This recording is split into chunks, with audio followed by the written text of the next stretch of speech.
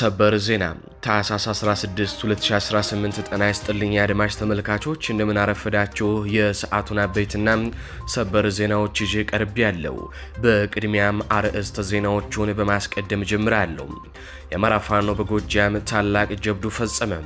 የጎጃም ፋኖን አጥፍተነዋል። ዘመነ ካሴና አስረስ ከ10 አጃቢዎቻቸው ጋር ቀርተዋል። እነሱንም ከዋሻቸው አውጥተን ለአሞራ እንሰጣቸዋለን እያለ በህዝባዊ መድረክ ላይ ሲፎክር የነበረው ጀነራል አስቻለው በፋኖ ተገደለ። ፋኖ ባህር ዳር ድረስ በመግባት በሰራው ኦፕሬሽን ከ4 አጃቢዎቹ ጋር አሰናብቶታል። ፋኖ ጀነራሉን የገደለበት ኦፕሬሽን ብዙዎችንም አስደንቋል። አርበኛ ዘመነ ካሴ ተቀዛቅዞ የነበረውን የከተማ ኦፕሬሽንን እንዲሁም ውጊያን በጎጃም እንደ አዲስ እንዲጀመር ትዕዛዝ ሰጥቷል። በዝርዝር እንመለከተዋለን። እዚሁ ጎጃም ላይ በምዕራዊ እናረጋ ከበደ በፋኖ የጥይት ናዳም ስብሰባቸው ሳይሳካ ቀርቷል። ተጨማሪ መረጃም ይዘንበታል። በሌላ በኩል በደብረ ብርሃን አቅራቢያ እንዲሁም በወሎ በርካታ ቀጠናዎች በተደረገ ከባድ ውጊያዎች የአገዛዙ ጦር ክፉኛ ተመቶ በርካቶች ሙትና ቁስለኛ ሆነዋል። አመራሮችም ተገድለዋል። በዝርዝር እንቃኘዋለን። ወዲህ ደግሞ ህወሓት የድሮን ተቆጣጣሪዎችንና የድሮን አክሻፊዎችን ስልጠና መጀመሩ ተነግሯል። ከፌዴራል መንግስቱ ጋር የሚደረገው የህወሓት ጦርነት ከምንጊዜውም በላይ መቃረቡ ሲነገር በወልቃይት በኩልም ከፍተኛ ስጋት ተፈጥሯል። ዝርዝር አሰናድተናል። ወርቁ አይተነው ዛሬም ለአማራ ህዝብ ደራሽ መሆኑን አስመስክሯል። ወርቁ አይተነው ምን ሰርቶ ነው? በዝርዝር እንቃኘዋለን። ሰላም ጤና ይስጥልኝ አድማጭ ተመልካቾች እንደምን ቆያችሁ? ከላይ በአርዕስተ ዜና ያደመጣችሁትን መረጃዎች ወደ እናንተ ላደርስ እዚህ ተገኝቻለሁ። የህዝባዊ ትግሉን የምትደግፉ እንዲሁም ሀገር ወዳድ የሆናችሁ አድማጭ ተመልካቾች ቪዲዮ ላይክ፣ ቻናሉን ሰብስክራይብ አድርጋችሁ የደወል ምልክቱን ታበሩ ዘንድ እንጠይቃለን። እንዲሁም በኮሜንት ድል ለህዝብ ልጆች ድል ለጀግኖቹም እያላችሁ ለህዝቡ ሲሉ ጫካ የገቡትን ታጋዮች ታበረታቱ ዘንድ እየጠየቅናችሁ በቀጥታ ወደ መረጃዎች ያለፍኩኝ። እስከ ፍጻሜው ድረስ አብራችኝ ቆዩ። ቀዳሚ ወዳደረኩት ዘገባ አልፋለሁ። በቅድሚያም አንድ ጉዳይ እንመልከት። እንደሚታወቀው ከህጻጽ በተጨማሪ በደብረ ብርሃን የሚገኙ ወገኖቻችን በከፍተኛ ችግር ላይ እንደሚገኙ ይታወቃል። ከዚህ ጋር በተያያዘ ልክ እንደ ህጻጽ ሁሉ በደብረ ብርሃን ላሉ ወገኖቻችን ከፍተኛ የገቢ ማሰባሰቢያ መድረክ፣ የእርዳታ መድረክ እየተደረገ ይገኛል። ከዚህ ጋር በተያያዘ እጅግ ልብን የሚያሞቅ አስደሳች መረጃ ተሰምቷል። በደብረ ብርሃን ለሚገኙ ተፈናቃዮች ታሪክ እየተሰራ ነው። የለጋስነት ጥግ በወርቁ አይተነው ታየ። በደብረ ብርሃን መጠለያ ጣቢያ ለሚገኙ ወገኖቻችን በቲክቶክ አማካኝነት እየተደረገ ያለው የገቢ ማሰባሰቢያ መርሃ ግብር እጅግ አስገራሚ ድሎችን እያስመዘገበም ይገኛል። ወገን ለወገኑ ደራሽ መሆኑን በተግባር እያየንበትም እንገኛለን። ታዋቂው ባለሀብት አቶ ወርቁ አይተነው ለዚህ በጎ ዓላማ የሚውል 15 ሚሊዮን ብር በመለገስ የጀግንነት ስራም መስራቱ ታውቋል። በተጨማሪም አቶ ወርቁ አይተነው ይህንን ታላቅ ንቅናቄ በቲክቶክ ለሚያስተባብረው ሌት ተቀን ለሚደክመው ወጣት ታኩረም ለታታሪነቱ ለቅንነቱ የ5 ሚሊዮን ብር ሽልማት እንደሚያበረክቱለትም ቃል ገብተዋል። ህወሓት የአማራ ብልጽግና እንዲሁም ደግሞ የአብይ አህመድ መንግስት በህጻጽና በደብረ ብርሃን ያሉ ወገኖቻችንን ዞር ብለው ባላዩበት በዚህን ወቅት የቲክቶክ ወጣቶች እየሰሩት ያለው አስደናቂ ስራ ሊደነቅና ሊበረታታ ይገባል። ከዚህ በተጨማሪም ወገኑ በተቸገረ ጊዜ ቀድሞ የሚደርሰው ወርቁ አይተነውም እንዲሁ ሊደነቅና ሊበረታታ ይገባል። ከዚህ ጋር በተያያዘ ድጋፍ ማድረግ የሚፈልጉ ወገኖች በቲክቶክ ገጽ የነዚህን አካውንት በመፈለግ እርዳታውን ማበርከት ትችላላችሁ። ከቁሳቁስ ጀምሮ ብር ድረስ መርዳት ይቻላል። አሁን በቀጥታ ወደ ሌሎች ዘገባዎች አልፋለሁ። ህወሓት የሰው አልባ የውጊያ አውሮፕላን ተቆጣጣሪዎችን እያሰለጠነች መሆኑ ተሰማ። ህወሓት የሰው አልባ የውጊያ አውሮፕላን ተቆጣጣሪዎችን እያሰለጠነ እንደሚገኝ ለጉዳዩ ቅርበት ያላቸው የሚዲያችን ምንጮች ገልጸዋል። ህወሓት በተለምዶ ድሮን ተብሎ የሚጠራውን የሰው አልባ ተዋጊ አውሮፕላን ተቆጣጣሪዎችን እያሰለጠነ መሆኑ የተነገረው በሱዳን ከሚገኙ ታጣቂዎች መካከል ለተመረጡ አባላቱ መሆኑን የሚዲያችን ምንጮች አያይዘው ጠቅሰዋል። የሰው አልባ ተዋጊ አውሮፕላኖች ተቆጣጣሪዎች ስልጠናው የሚሰጣቸው በግዳፍሪና ከሰላ መካከል በምትገኘው ሽዋክ ተብላ በምትጠራም የሱዳን ግዛት ውስጥ መሆኑንም ጉዳዩን አስመልክቶ ለሚዲያችን የደረሰው መረጃም ዝርዝር ያሳያል። ከዚህ ጋር በተያያዘ የሰው አልባ ተዋጊ አውሮፕላን ተቆጣጣሪ ሰልጣኞች ያቀፈው ቡድን ከሰው አልባ ተዋጊ አውሮፕላኖች አብራሪነት እስከ አየር ጥቃት አክሻፊዎች አካተተ ስለመሆኑም ነው ሚዲያችን የደረሰው መረጃም የሚያሳየው። እንደ ሚዲያችን መረጃ ምንጮች ከሆነ አሰልጣኞችን በመመደብና አጠቃላይ የስልጠና ቁሳቁስ ግብዓቶችን በማቅረብ የግብጽ መንግስት ድጋፍ እያደረገ ሲሆን ስልጠና በመውሰድ ላይ የሚገኙት የሰው አልባ አውሮፕላን ተቆጣጣሪዎች በያዝነው ታህሳስ ወር መጨረሻ ስልጠናቸውን ጨርሰው ይመረቃሉም ተብሏል። በሱዳን የሚገኘው የህወሓት ታጣቂ ክንፍ እንደ ሐሸብ፣ እንጉርጉር፣ ተነደብ፣ ግዳሚም፣ ስፋዋ ተብለው ከሚጠሩ የስደተኛ ጣቢያዎች ጭምር ታጣቂዎችን እንደሚመለምል ትኩረታቸውን የሱዳን ጦርነት ላይ ያደረጉ በርካታ የሚዲያ ተቋማቶች ከዚህ በፊት መዘገባቸውም ይታወቃል። በሱዳን የሚገኙ የህወሓት ተዋጊዎች በሀገሪቷ እየተካሄደ ባለው የእርስ በርስ ጦርነት በጀነራል አልቡርሃን የሚመራውን የሱዳን ብሔራዊ ጦር ተቀላቅለው በሲንጃ፣ ሲናር፣ ሐሲሳ፣ መዲን፣ አልቤገር፣ ፋው እንዲሁም ደንብሌም ተብለው በሚጠሩ አካባቢዎች በተካሄዱ አውደ ውጊያዎች መሳተፋቸውን ሚዲያችን ከጉዳዩ ጋር በተያያዘ ያገኘው መረጃም ያሳያል። ከዚሁ ጋር ተያይዞ በኢትዮጵያ የፌዴራል መንግስትና በህወሓት መካከል ተፈርሞ የነበረው የፕሪቶሪያዊ ሰላም ስምምነት ተግባራዊ አለመደረጉንና ስምምነቱን የሚጥሱ የተለያዩ ወታደራዊና ፖለቲካዊ እንቅስቃሴዎች መታየታቸውን ተከትሎ በርካቶች ዳግም ጦርነት ሊቀሰቀስ ይችላል የሚል ግምታቸውን እያስቀመጡም ይገኛሉ። ግምቶቹ ወደ እውነት ተቃርበው በፌዴራል መንግስቱና በህወሓት መካከል ዳግም ጦርነት የሚቀሰቀስ ከሆነ ህወሓት በስልጠና ላይ የሚገኙትን የሰው አልባ ተዋጊ አውሮፕላን ተቆጣጣሪዎችን ጨምሮ በሱዳን ለሚገኙት ታጣቂዎቹ ወታደራዊ ግዳጅ ሊሰጥ እንደሚችልም ይጠበቃል ተብሏል። ከዚህ ጋር በተያያዘም በትላንትናው ዕለት አቶ ታደሰ ወረደም ወደ ጦርነት ልንገባ እንችላለን ሲሉ በይፋዊ መግለጫም ቃል በቃል ተናግሮ ነበር። ከእሳቸው በተጨማሪም የህወሓቱ ጀነራል ጆን ወዲድ ጨዋታው አብቅቷል፣ በወልቃይት በኩል ጦርነት እንጀምራለን፣ እናንተን ተፈናቃዮች ይዘን ሄደን እዛው እናስቀምጣቸዋለን ሲል ቃል በቃል መናገሩንም ሚዲያችን በትላንትናው ዕለት መዘገቧም አይዘነጋም። ከዚህ ጋር በተያያዘ የወልቃይት የተከዜ ዘብ ከወዲሁ ቅድመ ዝግጅት እንዲያደርግ ስንል ማስጠንቀቂያችንን እንሰጣለን።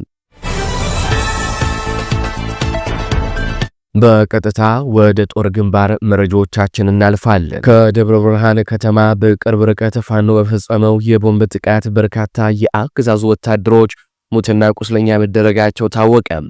መነሻቸውን ከደብረ ብርሃን ያደረጉ የአገዛዙ ኃይሎች በከተማዋ በቅርብ ርቀት ወደምትገኘው ዋዩ ቀበሌ እየተጓዙ ባሉበት ከባድ የሆነ ደፈጣ ጥቃት ተፈጽሞባቸው በርካታ ወታደሮች ሙትና ቁስለኛ መደረጋቸውን ሚዲያችን ለማረጋገጥ ችሏል። በብልጽግና ላይ የደፈጣ ጥቃቱን በመፈጸም ድል የተቀዳጁት በአፋሕድ ሸዋ ጠቅላይ ግዛት እዝ መሐመድ ቢሆነኝ ኮር ጣይቱ ክፍለ ጦር ስር የሚገኙት የሶስተኛ ሻለቃ አባላት መሆናቸውም ተገልጿል። በቦምብ የታገዘው ደፈጣ ጥቃቱ የተፈጸመው ከደብረ ብርሃን ከተማ በቅርብ ርቀት በምትገኘው የባሶ ወረዳዋ ዋዩ ቀበሌ ላይ መሆኑን ነው ጣቢያችን ለማረጋገጥ የቻለው። የቦምብ ጥቃቱን ተከትሎ ለሰዓታት የቆየ የጨበጣ ውጊያ የተደረገ ሲሆን ከወደ ፋኖ የተወሰደባቸውን እርምጃ መቋቋም ያልቻሉት የአገዛዙ ኃይሎች ከባድ የሆነ ሰብአዊም ቁሳዊና ሞራላዊ ኪሳራን ተከናንበው ወደ ደብረ ብርሃን ከተማ መፈርጠጣቸውን ሚዲያችን የሸዋ ጠቅላይ ግዛት እዝ ኮሚኒኬሽን መምሪያም ካወጣው መረጃም ተመልክቷል። ወደ ወሎ አልፋለሁ። የሐርቡ ከተማ አስተዳደር ጸጥታ ዘርፍ ኃላፊ አቶ ሁሴን መሐመድ ተገደለ። በአፋባሃ ምስራቅ አማራ ቀጠና ሚኒሊክ እዝ የልጅ ኢያሱ ኮር አሃዶች ሰሞኑን ከአልብኮ ወረዳ እስከ ጉጉፍቱ ድረስ የዘለቀ ከባድ ተጋድሎ በማድረግ ታላቅ ድል መቀዳጀታቸውን ሚዲያችን ለማረጋገጥ ችሏል። በዚህም በርካታ የወረዳ ካድሬዎችንና ወታደሮችን የገደሉ ሲሆን ከነዚህ መካከል የሐርቡ ከተማ አስተዳደር ጸጥታ ቢሮ ኃላፊም ይገኝበታል። ለራሱ ሻለቃ የሚል ማዕረግ የሰጠው የሐርቡ ከተማ አስተዳደር ጸጥታ ቢሮ ኃላፊ አቶ ሁሴን መሐመድ ከከተማዋ ጸጥታ አባላት ጋር ሆኖ በአልብኮ ወረዳ በተደረገው ውጊያ መከላከያ ሰራዊትን መንገድ እየመራ ባለበት ነው በፋኖ እርምጃም ተወስዶበት ሕይወቱ ያለፈው። የሐርቡ ከተማ ጸጥታ ዘርፍ ኃላፊው መገደሉን ተከትሎ የከተማዋ አስተዳደሩ ባወጣው የሐዘን መግለጫ የከተማ አስተዳደራችን የጸጥታ አመራር የሆነው ሁሴን መሐመድ በአልብኮ ወረዳ በተደረገ ውጊያ በመገደሉም ከባድ ሐዘን ላይ ወድቀናል ብለዋል። በምስሉ ላይ ተመልከቱም። የባንዳ ጀንበር ጠልቃለች። የአማራ ህዝብ ላይ ሞት ላወጀ የብልጽግና ቡድን በሆዳቸው ወድቀው የሚላላኩ ባንዳዎች የፋኖ አፈሙዝ ሲሳይ ሆነው ይቀራሉ ሲሉም የፋኖ ኃይሎች አስታውቀዋል። ወደ ጎጃም እናልፋለን። በምዕራብ አማራ ቀጠና አንበር ከተማ ዙሪያ ለተከታታይ 3 ሰዓታት በተደረገ ተጋድሎ 45 የአገዛዝ ወታደሮች ሲገደሉ 27 ክላሽንኮቭ መሳሪያ ፋኖ ማርኮ ታጠቀ። ፋኖ ልዩ የጦር ስልቱን ተጠቅሞበታል በተባለው በዚህ ውጊያም ከተገደሉት የብልጽግና ተላላኪ ወታደሮች ከተማረከው የጦር መሳሪያ በተጨማሪም 22 የብልጽግና ወታደሮች መቁሰላቸውን ሚዲያችን ከአጼ ቴዎድሮስ እዝ ለማረጋገጥ ችሏል። የክልሉ ርዕሰ መስተዳድሮችን ጨምሮ የአብይ አህመድ ምንጣፍ ጎታቶች ጀነራሎች በታንክና ብዙ 23 ታጅበው ባህር ዳርና አካባቢው ላይ በመገኘት ፋኖን ስጋት ወደማይሆንበት ደረጃ አሸጋገር ነው በሚል የበሬ ወለደ መረጃም እየተናገሩ ባሉበት ወቅት ነው ፋኖ የአገዛዙን ወታደሮች አከርካሪ የሰበረ ጥቃት እየፈጸመም የሚገኘው። ይህ በእንዲህ እንዳለ እናረጋ ከበደም ላይ ጥቃት ተፈጽሟል። በትላንትናው ዕለት ታህሳስ 15 2018 ዓ.ም መራዊ ከተማ ላይ የባንዳዎች ፊት አውራሪ አረጋ ከበደ የተመራው ልዑክ በመራዊ ህዝብ ፊት ተዋረደ።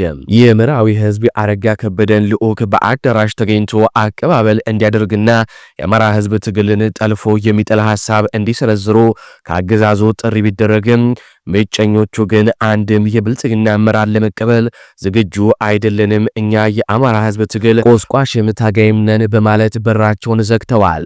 በዚህ የተበሳጨው የአገዛዙ ወንበር ጠባቂ ቡድን ቤት ለቤት እየዞረ ወደ ስብሰባው እንዲገቡ ለማስገደድ ሙከራ ያደረገ ቢሆንም የመጨረሻ ያለውን ኃይል ለማሰባሰብ ከባህር ዳር ደብረ ማርቆስ በህዝብ ማመላለሻ ትራንስፖርት ተሳፍረው የሚንቀሳቀሱ ተሳፋሪዎችን በማስገደድ ተሳፋሪዎቹ የመርአዊ ከተማ ነዋሪ መስለው እንዲሰበሰቡ ለማድረግ ቢሞክርም የአፋባሃ ምዕራብ አማራ ቀጠና ቴዎድሮስ እዝ የ102ኛ ኮር 22ኛ ክፍለ ጦር በኮሎኔል ታደሰ ሙሉነህ ሻለቃ ኤፌሳን አማሪት ጎዳሃ ቀጠና በመካከል መራዊ ከተማ ላይ በሞርተርና በድሽቃ የታገዘ ውጊያ በማድረግ ስብሰባው እንዲከሽፍም ተደርጓል። በዚህም እቅዱ የከሸፈበት ቡድን ያገኘውን ሁሉ በኃይል በዱላና ሰደፍ እየደበደበም የጤና መድን ክፈሉ እናንተ ሜጨኞች የጽንፈኛው ቀንደኛ ደጋፊ ናችሁ በማለት በተለያዩ ሴቶችን እያንገላታ እንደነበረም ለማረጋገጥ ችለናል። የትላንቱ ድል አፋባሃ ምዕራብ አማራ ቀጠና ቴዎድሮስ እዝ የመዋቅር ማሻሻያና ጦሩን በኮር የማደራጀት ስራም ሰርቶ ባጠናቀቀበት ማግስትና የስርዓቱ አገልጋዮች ምጫ ላይ የተደራጀ የፋኖ አወቃቀር በተለይም በቀድሞ አጠራሩ የኮሎኔል ታደሰ ሙሉነህ ብርጌድ የሚባለውን ኃይል ሙሉ በሙሉ ደምስሰን በትነነዋል ብለው የተለመደ የተፈበረከ ዜናቸውን ከመስራታቸው ማግስት መራዊ ላይ ገብቶም ያረጋ ከበደን ስብሰባ መበተንና የብልጽግናን ኃይል ሙትና ቁስለኛ ማድረግ ልዩ ድል ያደርገዋል ሲሉም ነው የፋኖ ኃይሎች የገለጹት። ጎጃሞች በዚህ ብቻ አላበቁም፣ ተአምር ሰርተዋል። ፋኖ በባህር ዳር ከተማ ከፍተኛ ወታደራዊ መኮንን መግደሉን አስታወቀ። የአማራ ፋኖ ብሔራዊ ኃይል ምዕራብ አማራ ቀጠና ቴዎድሮስ እዝ በባህር ዳር ከተማ ውስጥ ባከናወነው ልዩ የከተማ ኦፕሬሽን የምስራቅ እዝ የሎጂስቲክ መምሪያ ኃላፊ የሆኑትን ጀኔራል አስቻለውንና 4 አጃቢዎቻቸውን መግደሉን አስታወቀ። እንደ ቴዎድሮስ እዝ መግለጫ ከሆነ ጥቃቱ የተፈጸመው ትላንት ሌሊት 6 ሰዓት ገደማ በባህር ዳር ከተማ ቫስተን ተብሎ በሚጠራ የመዝናኛ ቦታ መሸታ ቤት ላይ ነው ተብሏል። በወቅቱ ጀነራል አስቻለው ከ4 አጃቢዎቻቸው ጋር በመዝናኛ ቦታ ላይ እያሉም የፋኖ የከተማ የስምሪት ቡድን አባላት በድንገት በመግባት እርምጃ መውሰዳቸውን አስታውቀዋል። በጥቃቱ ጀነራሉን ጨምሮ 4 አጃቢዎቻቸው ወዲያውኑ መገደላቸውን ምንጮች ጠቁመዋል። ይህ ጥቃት የተፈጸመው በቴዎድሮስ እዝ መሪ በአርበኛ ዘመነ ካሴ ቀጥታ ትዕዛዝ የከተማ ውስጥ ኦፕሬሽን በአዲስ መልክ እንዲጠናከር ከተወሰነ በኋላ መሆኑን ተገልጿል። ከዚህ ቀደም በጎጃም የተለያዩ ከተሞች ጋብ ብሎ የነበረው የከተማ ውጊያ አሁን ላይ ከፍተኛ መነሳሳት ባለውና ስልታዊ በሆነ መንገድ መጀመሩን የክፍለ ጦር መረጃም ያመላክታል። ጄኔራል አስቻለው በመሸታ ቤቱ በሴቶች ተከቦ በከፍተኛ የመጠጥ እጀባና በትንባሆ ናላው ዞሮም ከሌሊቱ 6 ሰዓት ከሱ በላይ ሰው የሌለ እስኪመስለው ሲፈነጭ እና ጅሬ ገብተው አጋድመውታል ነው የተባለው። ከሰሞኑ ይህ ጀነራል የጎጃም ፋኖን አጥፍተነዋል፣ ዘመነ ካሴና አስረስ ከ10 አጃቢዎቻቸው ጋር ቀርተዋል፣ እነሱንም ከዋሻቸው አውጥተን ለአሞራ እንሰጣቸዋለን እያለ በህዝባዊ መድረክ ላይ ሲፎክር የነበረ ሰው ነው። ይህንን በተናገረ በሳምንቱም እነ ዘመነ ካሴ ባህር ዳር ድረስ የሞት ደብዳቤውን ልከውለታል። ከግድያው በኋላ የጸጥታ ኃይሎች መዝናኛ ቤቱን ሙሉ በሙሉም አሽገውታል። በተጨማሪም በመጠጥ ቤቱ ውስጥ የነበሩ ሰራተኞች፣ ደንበኞችና ሌሎች ግለሰቦች ለመረጃ ሰጪነትና ለጥቃቱ ተባባሪነት ተጠርጥረው በቁጥጥር ስር መዋላቸውም ተሰምቷል። በአሁኑ ወቅት በቁጥጥር ስር የዋሉት ግለሰቦች በባህር ዳር 7ኛ ፖሊስ ጣቢያ እንደሚገኙና በምርመራ ስም ድብደባና እንግልት እየደረሰባቸው መሆኑን ከአካባቢው የደረሱን መረጃዎች ያመላክታሉ። የመሽታ ቤቱ ሰራተኞችን ጨምሮ ጠቅላላ ከበውት የነበሩ ሴቶችና ሲዝናኑ የነበሩ ግለሰቦችም ወደ 7ኛ ፖሊስ ጣቢያ ተወስደዋል። እናንተ ናችሁ ጠቁማችሁ ያስገድላችሁት በሚል ከፍተኛ ድብደባና ከፍተኛ የሆነ አጸያፊ ስድብ እየደረሰባቸው መሆኑን ከቦታው አረጋግጠናል። አማራ ፋኖ ብሔራዊ ኃይል ምዕራብ አማራ ቀጠና ቴዎድሮስ እዝ ቃል አቀባይ አርበኛ ማርሸት ፀሐዩም በገፍ እየማረክን መሳሪያቸውን እየተቀበልን ደመሰስናቸው ሲል ተናገረ። የአርበኛ ማርሸት ፀሐዩን ጽሑፍ እንደሚከተለው አነበዋለሁ። እነ መሐመድ ተሰማ ከታንክ ወደ ማይክ ሲሸጋገሩ ቴዎድሮስ እዝ በየአቅጣጫው የሚመሩትን ሰራዊት እየደመሰሰ መሳሪያ በግፍ እየማረከ ይገኛል። የድሮ ጎጃም የናፈቀው በአዴን ምላሱና ከንቱ ምኞቱ ብቻም ሲቀር ዘመነ ካሴን መራገም፣ አስረስ ማረ ዳምጤ ላይ በፌስቡክ መዝመት ብቸኛ ምርጫው እንዲሆን አድርገነዋል። ከኛ ጋር ለመጋጨት የምትመኙ ሁሉም አትችሉንም፣ ከንቱ ድካም አትድከሙ። የስንቱን ከንቱ የንግስና ምኞት ያከሸፍን፣ የስንቱን ቡድንተኛ ምሽግ የደረመስን፣ ስንቱን የትግል ነጋዴ ጀርባውን መተን ከትግላችን ሜዳ ያባረርን ትጉሃን መሪዎች ነን። ትውልዱ በተከፈለለት የትግል መስመር ይነጉድ ዘንድ ብርቱ ድርጅትና መሪ ጥበቃ ላይ የተሰማራን የዘመኑ የአማራው የብርሃን በር ከፋቾች መሆናችን የትግሉ ደረጃም ሕያው ምስክር ነው። አይናችሁ እያየ እኛ ወደ ቤተ መንግስት፣ እናንተም ወደ እስር ቤትና ስደት የምትሄዱበት ጊዜ ቅርብ ነው። በየአቅጣጫው የተቀናጀ ድምሰሳም ተጠናክሮ ይቀጥላል። ድል ለጀግናው ፋኖ፣ አዲስ ትውልድ፣ አዲስ አስተሳሰብ፣ አዲስ ተስፋ ሲል የአማራ ፋኖ ብሔራዊ ኃይል ምዕራብ አማራ ቀጠና ቴዎድሮስ እዝ ቃል አቀባይ አርበኛ ማርሸት ፀሐዩ ተናገረ። ይህ በእንዲህ እንዳለ ወደ ወሎ ስናልፍ ፋኖ በዛሬው ዕለት በወሎ በተደረገ ውጊያ የአገዛዙን ታንክ ማቃጠሉን አስታወቀ። ብርሃኑ ጁላ ታንኮቻችንን እንደ አዲስ አበጅተንና ጠግነን ወደ አማራ ክልል ላክን ብለው ከተናገሩ 3 ቀን እንኳን ሳይሞላቸው እንደ አዲስ አማራ ክልል ከገቡት ታንኮች መካከል የመጀመሪያው በወሎ ምድር ተቃጠለ። በዛሬው ዕለት በደሴ ዙሪያ እየተደረገ ባለው ከባድ ጦርነት ፋኖ ታላቅ ጀብዱ ፈጽመዋል። ትናንት በደሴ ዙሪያ 4 ከተማዎችን የተቆጣጠሩት የምኒልክ እዝ ፋኖች ዛሬ ደግሞ በነበረ ከባድ ጦርነት የአገዛዙን ጥምር ጦር ከማጨዳ አንስቶ የአገዛዙን ኃይል የአገዛዙን ታንክ ከጥቅም ውጭም አድርገውታል። በደሴ ዙሪያ ያሉ አይታም፣ ፋላ፣ ጽድ ገበያና አጥንት መስበሪያ የሚባሉ ትንንሽ ከተሞች በፋኖ እጅ መግባታቸውን ተከትሎ ከሌሊት ጀምሮ እነዚህ ከተሞችን ለማስለቀቅ ከ300 በላይ ከአድማ ብተናና ከመከላከያ ሰራዊት የተወጣጣ የአገዛዙ ጥምር ጦር በታንክና ብዙ 23 በመታገዝ ከባድ ውጊያም ከፍተው ነበር። ይህንን ጥቃት በአግባቡ የመለሱት በለጎ ተወርዋሪ ሻለቃና አደማሊ ፋኖች ከመከላከል ወደ መልሶ ማጥቃት በመግባት ከ100 በላይ የአገዛዙን ሰራዊት ሙት በማድረግ እንዲሁም ከ56 በላይ የአገዛዙን ጦር ቁስለኛ በማድረግ የአድማ ብተና ጦር ሲመራ የነበረውን ኮሎኔል መሐመድ ሰይድን ጨምሮ በመደምሰስ ታላቅ ጀብዱ ፈጽመዋል። አገዛዙ ይዞት የመጣውን ታንክም በፋኖ ከጥቅም ውጪም ተደርጓል። ፋኖ ደሴ ድረስ የቀረውን የብልጽግናን ጦር በባዶ እግሩ አስሩጦታል ነው የተባለው። ደሴ እንዳትያዝ ከፍተኛ ስጋት ውስጥ የገቡት ብልጽግናዎች ዙሪያውን ለፋኖ አስረክበው በቀጠናው ውጥረት አሁንም እንደነገሰ ቀጥሏል። ከሞትና ቁስለኛ መሃል አሁንም በየጥሻው ወድቀው ቁጥራቸው ያልተካተቱ እስካሁን ያልተቆጠሩ በርካቶች መሆናቸውንም ምኒልክ እዝ አስታውቋል። በመጨረሻ ከሸዋ ጠቅላይ ግዛት እዝ አርበኛ አበበ ሙላቱ የህዝብ ግንኙነት ኃላፊ ጋር ቆይታ ተደርጓል። ከእሱ ጋር የተደረገውን ቆይታ አድምጠን እንመለስ። አማራ ፋኖ ህዝባዊ ድርጅት ሸዋ ጠቅላይ ግዛት እዝ ዛሬ የ18 ዓመተ ምህረት የግንባር አውደ ውሎችን በተመለከተ ጠላት ይዞ የነበራቸውን ቦታዎች ከፍተኛ ከበባ ውስጥና ከፍተኛ ስጋት ውስጥ ሆኖ በከበባ ውስጥ ሲሆን ከፍተኛ ስጋት ውስጥ ሆኖ እንዲለቅ ተደርጓል። በዋናነት የሸዋ ጠቅላይ ግዛት እዝ ክፍለ ጦሮች እንዲሁም በሁለቱ ኮር ስር ያሉ ክፍለ ጦሮች እንዲሁም የአርበኞች ፋኖ ጦር በሁሉም የሸዋ ቀጠና ታሪክ ሲሰሩ ቆይተዋል። በደማቸው ታሪክ እየጻፉም ይገኛሉ።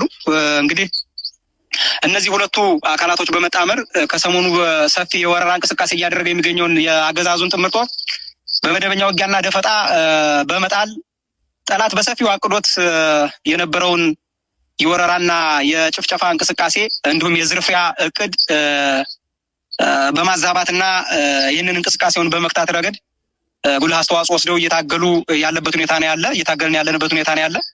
እዚሁ በተቆጣጠራቸው ቦታዎች ላይ ጠላት ገብቶ አሰሳ ለማድረግ የሞከረ ቢሆንም ለገባበት ሁሉ ከበባ ውስጥ መግባቱን ሲያውቅ በደረሰበት ጫና ምክንያት የገባበትን ቦታ እንዲለቅ በጫና እንዲለቅ በሚደረግበት የደፈጣ ጥቃት እንዲሁም ደግሞ ህዝባችን ከጎናችን ሆኖ የሚያደርገውን ትግል በማየት ከፍተኛ የሆነ ጫና ውስጥ በመግባት የገባበትን ቦታ የእግር እሳት ሆኖበት እንዲለቅ ተደርጓል ማለት ነው። እንግዲህ ወደዛው ወደ ነበረበት እስከዛሬ ወደ ቆየበት የአይጥ ጉድጓዱ ተመልሶ አሁንም ሴራውን እየሸረበ ያለበት ሁኔታ ነው ያለ። የሱን ሴራ ለማክሸፍ ብቻ ሳይሆን ሴራውን ለአንዴና ለመጨረሻ ጊዜ ከስሩ ነቅለን የምንጥልበትንም ስትራቴጂ እየነደፍን ያለንበት ሁኔታ ነው ያለና በጥቅሉ የኦህዴድ ብልጽግና ሰራዊት ክፉኛ በማህበረሰባችን ላይ ኢሰብአዊ ድርጊቶችን እያደረገ ያለበት ሁኔታ ነው ያለ። በሚገርም ሁኔታ በርካታ ንጹሃኖች እንዲረሸኑ ሀብት ንብረታቸው እንዲወድም እያደረገ ያለበት ሁኔታ ነው ያለና ይሄ በከፍተኛ ቁጭት ውስጥ የከተተው ሰራዊታችን እና እንዲሁም አርበኞች ፋኖ ጦሩ በከፍተኛ ሁኔታ በገባበት ጠላት በገባበት ሁሉ እንቅስቃሴውን መግታት ብቻ ሳይሆን የተቀመጠበት ቦታ ሾህ እንዲሆንበት የገባበት ቦታ ሁሉ እሳት እንዲሆንበት በማድረግ ረገድ የአንበሳውን ድርሻ ወስደው እየታገሉ ያለበት ሁኔታ ነው ያለና የኦህዴድ ብልጽግና ሰራዊት ወጣ ገባ የሚልባት ሸዋሮቢት ከተማ አስተዳደር ዙሪያ በሚገኙ ቀበሌዎች ላይ እንግዲህ ከፍተኛ የሆነ ጫና አድርጎ ህዝቡን ለመዝረፍ አቅዶ እየተንቀሳቀሰ ባለበት ሰዓት እንግዲህ የቆት ወረዳ እንግዲህ ይህንን ጥምር ጦር የሚመራው የቆት ወረዳ ሚሊሻ ጽሕፈት ቤት ኃላፊ አቶ መሐመድ ሰይድ የተባለውን ግለሰብ ወይም የዚህ የስርዓቱን ካድሬ ቅጥረኛ እንግዲህ ጥምር ጦር ብሎ የሚጠራውን ኃይል በእነዚህ በሸዋሮቢት ዙሪያ ያሉ ቀበሌዎች በባሽ መዘዞ ሌሎች ቦታዎች ላይ እንደዚሁ እየመራ እንቅስቃሴ ለማድረግ ሞክሯል። እሱ ብቻ አይደለም፣ ሌሎችም አሉ። በአጋጣሚ ግን ይህንን አመራር እንግዲህ 10-15 መከላከያ ከመግደል በላይ እንደዚህ አይነት ቅልብ አመራሮችን ቅልብ ካድሬዎችን ማስወገዱ ትልቅ ሚና አለው። ስርዓቱ የሚተማመንባቸው ካድሬዎች ናቸው። እነዚህ ካድሬዎች ደግሞ ለአማራ ህዝብ ሰቆቃ፣ ለአማራ ህዝብ መጨፍጨፍ፣ ለአማራ ህዝብ ስቃይ መሪ ተዋናይ የሆነው ህዝቡን በመድፍ በከባድ መሳሪያ እያስጨፈጨፉ ያለበት ሁኔታ ነው ያለ። ይህንንም እንግዲህ ይህንን ኃላፊ ሸዋሮቢት ዙሪያ ወዳሉ ቀበሌዎች በመግባት የራሱን ህዝብ በሜካናይዝድ ሲያስጨፈጭፍ መቆየቱ ይታወሳል። እንግዲህ ከከተማ እስከ ገጠር ድረስ የሚገኙ ወጣቶችን አሳፍሯል፣ እያሳፈሰም ወስዷል። ምናልባት ላይኑ ያላማረውን ሁሉ ሲያሰቃይ የነበረ ባንዳ ነው። ይህንንም ባንዳ እንግዲህ ትናንት ባደረግነው ደፈጣ በፓትሮል በአየር ወለድ ታጅቦ ለስምሪት እንቅስቃሴ እያደረገ ወይም ስምሪት እየሰጠ ባለበት ሰዓት እንግዲህ ተሬ ቀበሌ ልዩ ስሟ ጎሎ ጋዲሳ የምትባል ቦታ ላይ በሸዋ ጠቅላይ ግዛት አልሞ ተኳሾች ከነ ግብረ አባሮቹ እስከ ወዲያኛው ተሸኝቷል፣ ተደምስሷል። እንግዲህ የተሳፈረባት ፒካፕ መኪናም ከጥቅም ውጭ ሆናለች። ያው ማርከናታል ማለት ይቀላል። እውነት ለመናገር ያው በደረሰባት ምት ከፍተኛ ጉዳት ቢደርስባትም በምርኮ ደረጃ ተማርካ ነገር ግን የጂፒኤስም ሊያስቀብጥበት ስለሚችል የጠላት ንብረት ስለሆነ የጠላት ንብረት ምንጊዜውንም የጠላት ነው። እሱንም ያው አቃጥለን ወተናል ማለት ነው።